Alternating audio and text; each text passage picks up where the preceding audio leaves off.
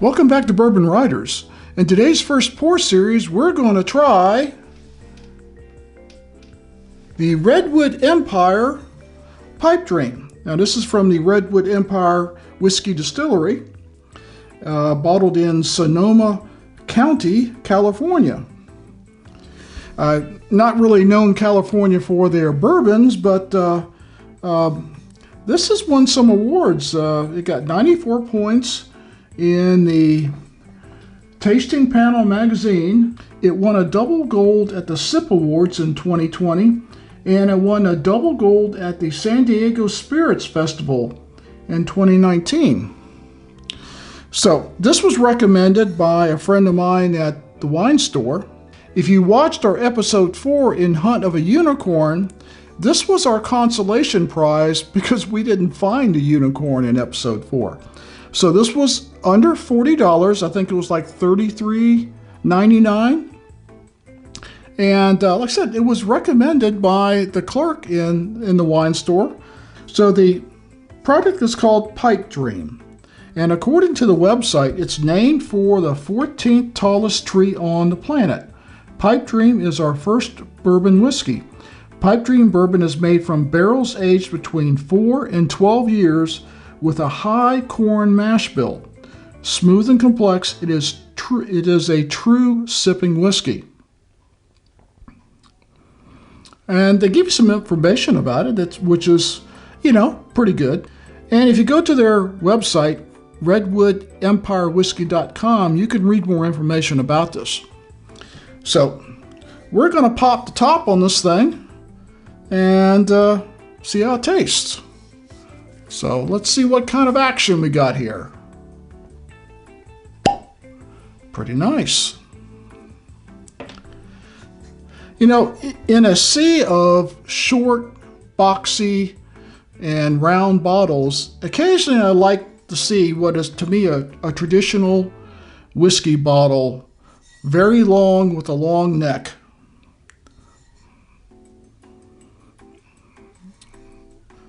Interesting.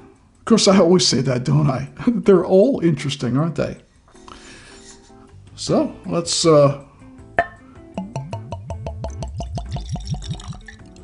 see what it looks like. Let's see the color.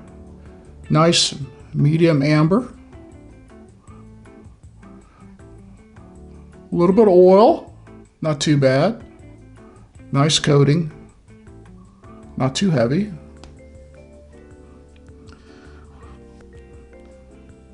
See what the nose says. A little bit of proof. Of course, I just opened it.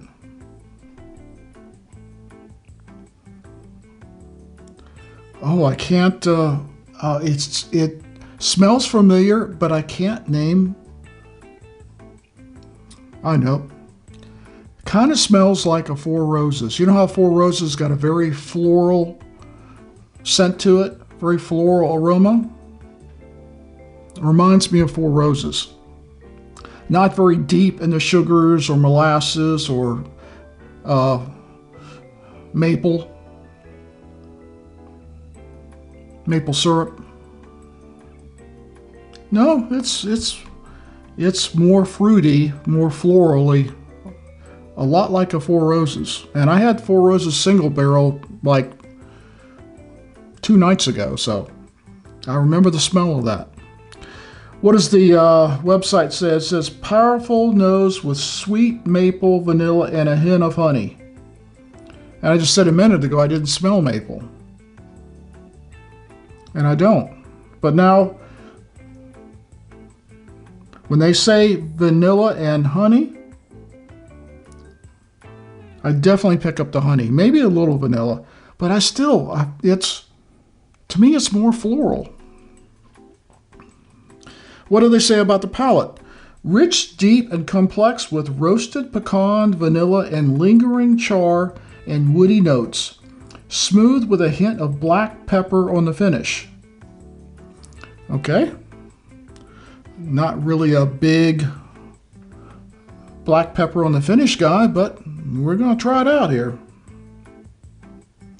Cheers.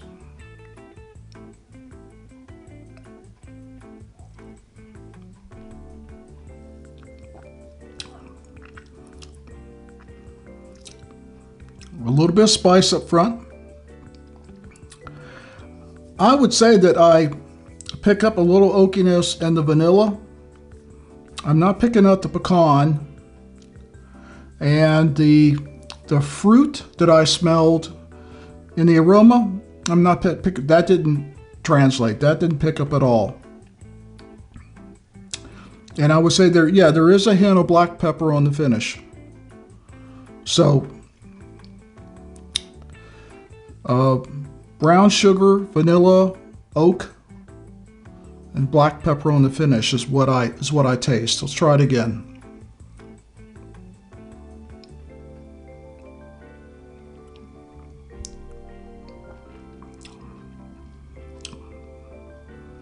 Got a little bit of spice to it, even on the palate.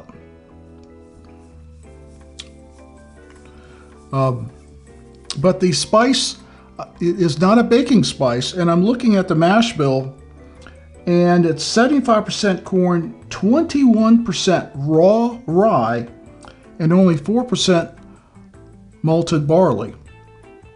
So I'm thinking the spice I'm picking up is from the rye.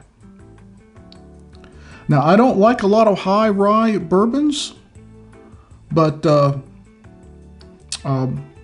this is pretty good.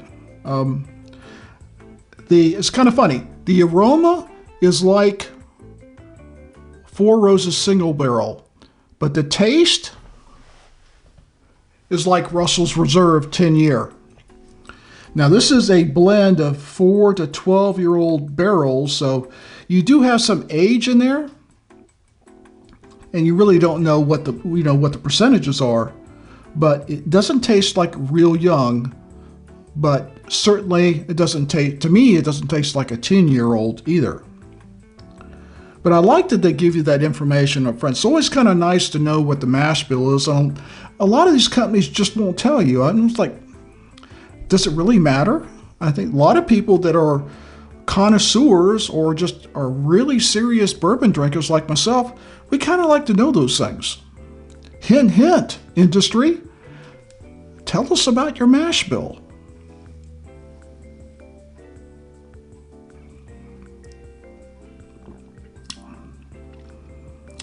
It's pretty good. I wish it was a little bit sweeter. I don't mind the spice so much, the rye in here, because it's corn forward with obviously the 75% corn. That's huge. And that's probably providing the sweetness in here. The honey comes across in a flavor, I think. Vanilla comes across. And then the sweetness is like, you don't quite know where that's from. And I assume it's just from the corn sweetness. So, I like to get a sweetness that I feel like, brown sugar, molasses, sometimes maple syrup. I like that flavor of sweetness. This is sweet without actually knowing why it's sweet. But I wish it was just a little bit sweeter. Maybe up the sweetness a little bit, and down the spice a little bit, but you'd have to change the mash bill. And they're not listening to me. My wife doesn't listen to me. Why would any distiller? Shh. So, I would say that I would definitely drink this again. I wouldn't say it's one of my everyday sippers or in my top 5, just because it's a little spicy and a little not sweet. The same way I feel about Russell's, a little bit spicy, a little not sweet enough. And I tend to like the bourbons that are a little sweeter and has that, you taste that brown sugar or that molasses or that maple syrup in it. You get that kind of finish. Here the finish is just like they actually say is kind of a black pepper, and that's what you end with. You don't really end with any flavors or any sweetness. You end up with the black pepper. So it's good. I think it could be better, and I wouldn't mind trying some of the other lineup that they have. I understand that they've got, let's see what else they got here. They got several. They've got a Emerald Giant, a Lost Mountain, a Pipe Dream Cask Strength, an Emerald Giant Cask Strength, a Lost, not Lost Mountain, Lost Monarch Cask Strength, a Grizzly Beast, well, that sounds interesting, and a Rocket Top. So I certainly would buy another in their lineup to see if I like one of the other varieties better. But for $34, it's a good value. And if you like a little bit of spice, I think it would definitely compete with Russell's Reserve. In fact, we'll have to do a head-to-head one day on a blind and see if I like this one better than the Russell's. So I hope you liked this video. If you want to see more content like this and more First Pour series, please subscribe. And always drink responsibly, never drink and drive, and we'll see you next time.